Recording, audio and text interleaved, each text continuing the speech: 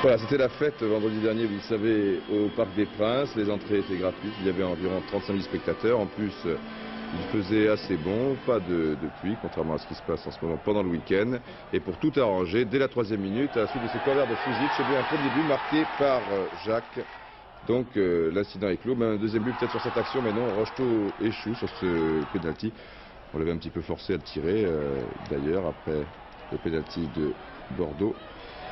Et finalement, c'est Robert Jacques, déchaîné, qui, quelques secondes plus tard, après le pénalty, c'est-à-dire à la 10e minute, marque le deuxième but. Encore une occasion pour le PSG, qui, sans vraiment dominer Bastia, a su accélérer quand même au bon moment, et qui menait 2-0 à la mi-temps. Qui a pu mener d'ailleurs 3-0, car Luis Fernandez avait touché le poteau, ou peut-être 3-1, car ici, Marocchini avait quand même une belle occasion de réduire la marque. Vous voyez qu'il y avait quand même beaucoup d'espace libre, ça sentait la fin de championnat. Nouvelle occasion pour Rocheteau. Et nouvelle occasion, je vous en ai parlé à l'instant, pour Luis Fernandez. C'était son dernier match sur les couleurs du PSG. Il est terminé en marquant un but, c'est bien normal, mais ça sera pour plus tard.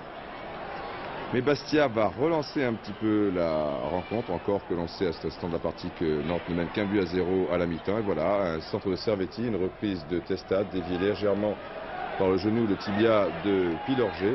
Cela fait 2-1 et finalement 3-1, car il va y avoir un penalty à la suite de cette faute de Nativi sur Michel Bibard. Et cette fois, le dernier but de Luis Fernandez sous le maillot du PSG.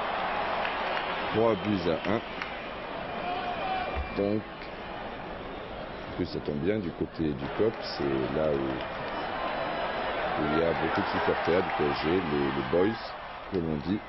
Et pour terminer, cela va de soi, un deuxième tour d'honneur en 15 jours, puisqu'on avait déjà eu un sur cette même pelouse après le match contre Monaco, mais enfin il fallait conclure. C'était comme après le France-Pays-Bas 2-0, il fallait quand même battre Chypre, vous savez, dans les éliminatoires de la Coupe du Monde 81.